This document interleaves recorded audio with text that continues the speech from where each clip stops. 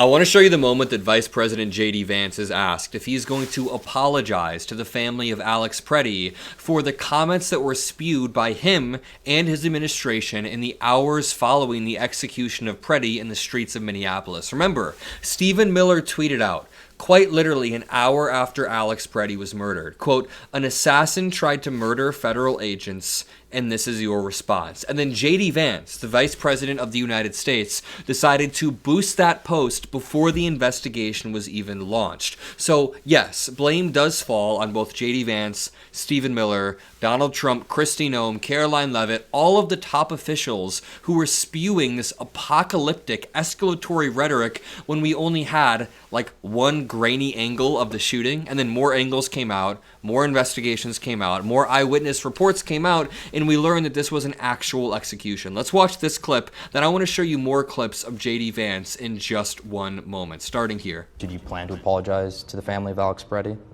For what?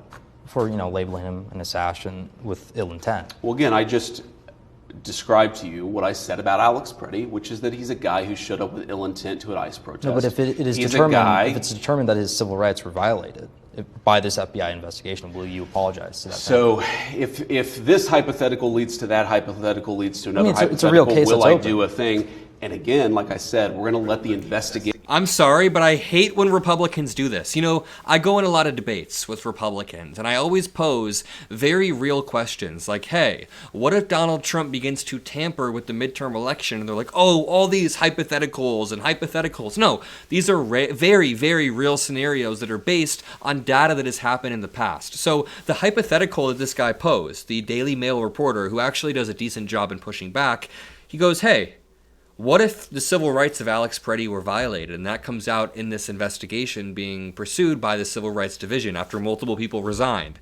And J.D. Vance literally cannot answer. In fact, J.D. Vance tries to ascribe ill intent to Alex Preddy by saying he went to an ICE protest with bad intent. Action with ill intent. Well, again, I just described to you what I said about Alex Preddy, which is that he's a guy who showed up with ill intent to an ICE protest. No, but we have no evidence of this whatsoever. We have no evidence of his intent. If you're going to say anybody who is carrying a weapon has ill intent, then you are going to piss off a lot of Americans who actually care about the Second Amendment. As Ken Martin points out, J.D. Vance had the opportunity to be a normal human being and show some empathy for the family of a man who was murdered. To nobody's surprise, he's doubling down on being an asshole. This brings me to a clip of J.D. Vance talking to Megyn Kelly about an event that happened yesterday in the Oval Office. By the way, make sure you drop a like and subscribe to the Adam Mockler feed. It is the best way to boost this video, and it genuinely means the world to me. We are punching back against MAGA every single day, and we're all in this together. But yesterday, Caitlin Collins was essentially berated in a sexist manner by Donald Trump, who was asking, why don't you smile more? Why isn't there a smile on your face? Which is quite literally one of the oldest sexist tropes in the book. The old creepy guy in the office telling the young woman to smile a bit more. Except he does this in front of all of the press, and then J.D. Vance laughs about it in an interview afterwards. Let me show you this clip. On the Epstein files, you talked about Democrats who were in there. Elon Musk was also in there, and so was your Commerce Secretary Howard Lutnick, and correspondence that he had with him. Did you read those new files that were published by the Department of Justice? I have a lot of things I'm doing, a lot of things I'm doing. I don't know. You mentioned two names. I'm sure they're fine. Otherwise, it would have been major headlines. A lot of women who are survivors of Epstein's are unhappy with those redactions that came out. Some of them, entire witness interviews are totally blacked out. Do you think that they should be more transparent? With the fact that they thought they released too much. I heard that, and you tell me something else. No.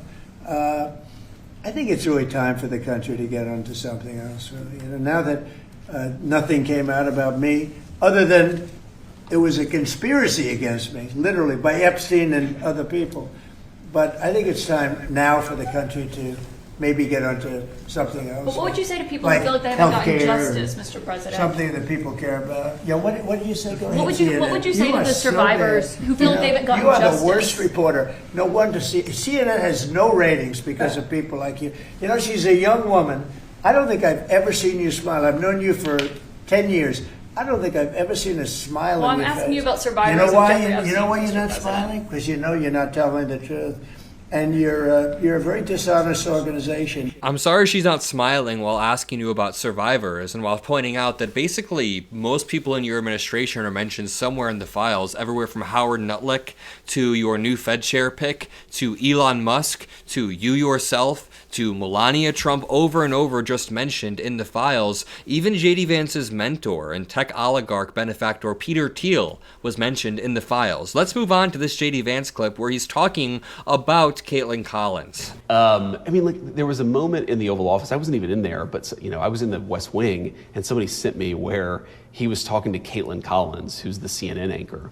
And I have a decent relationship with Caitlin Collins, which is unusual given that she's from CNN, but the president, she's asking a question. The president says, "Why don't you ever smile?" Yeah. And it's actually so perceptive, even if you're asking a tough. That's one word for it, perceptive. I think the word would be kind of derogatory towards a female reporter. And it's actually so perceptive, even if you're asking a tough question, even if you take your job very seriously. Why does it always have to be so antagonistic? Well, I laugh because I saw online everybody was calling him sexist for saying that. And I literally said the same thing about Caitlin Collins a year ago on my show. She never smiles. Every once in a while, you have to smile. Roger Ailes used to tell us that. Every once in a while, you remember to smile, show the viewers that you have a heart. Have some fun. I mean, Caitlin Collins does smile a lot on her show, but it's not even about her. It's not even about that. The idea that the reporters in the Oval Office, the journalists, owe a smile to Donald Trump, who for the past 10 years in politics has sued them, berated them, called them fake news, oftentimes kicked them out, and then launched more lawsuits against their parent companies, against Rupert Murdoch, the New York Times, the Wall Street Journal, against PBS, against 60 Minutes, against CNN in the past, against ABC, lawsuit after lawsuit. So one man is yielding his power in a relentless way to shut the media up, and then he asks, "Why aren't you smiling at me? Why aren't you smiling at me, Caitlin Collins?" after he spent the past decade deriding the same exact media that's standing around him. Yeah, I'm sorry. I don't think anyone wants to deal with the man who's going off like this. What do you say? What would you say to the survivors who feel like they haven't gotten justice? You are the worst reporter. No wonder CNN has. Why can't you smile at me while you're asking me about the potential alleged sexual assault survivors of you and your buddy Jeffrey Epstein? J.D. Vance will sit there until the end of days and smile and play defense for Donald Trump's most disgusting moments. What's the most absurd thing about Washington? Oh, that's a very tough thing to answer. So many to choose from. I mean, the thing that's absurd, just from our personal perspective, is that whenever I go anywhere, I'm surrounded by a motorcade of 20, 30, 40 cars, right? And so you get this amazing mixture of people, tourists from Kansas or Ohio who are so sweet and nice as you're driving through Washington, D.C., and then you get the really angry, kind of crazy radical who's running after your car, flipping you off. Can I just point out that this is the least funny, least charismatic human being I've ever seen? It's actually kind of rich that J.D. Vance is the one telling Caitlin Collins to lighten up and be more of a human being or be more relatable or whatever he was implying, when he is the least relatable person to enter American politics in literal decades. And just the performative politics of Washington and a lot of the people who live in Washington is very weird to me.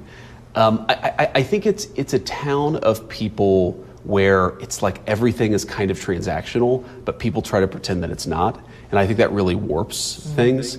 Is he talking about his own president? Is he talking about Donald Trump in this clip? I'm going to leave it there. J.D. Vance is a shapeshifter who is the type of transactional politician he's trying to call out, and we've seen that throughout these clips. The way that 10 years ago he would suck up to people like Caitlin Collins. In a world where he's doing his press tour for Hillbilly Elegy, I mean, I don't think he talked to Caitlin Collins a decade ago, but he was so nice with liberal media. He was so nice with these types of people. Now he's turned. He's flipped, and he's that exact type of shapeshifter. Love you all. See you in the next video. Peace out.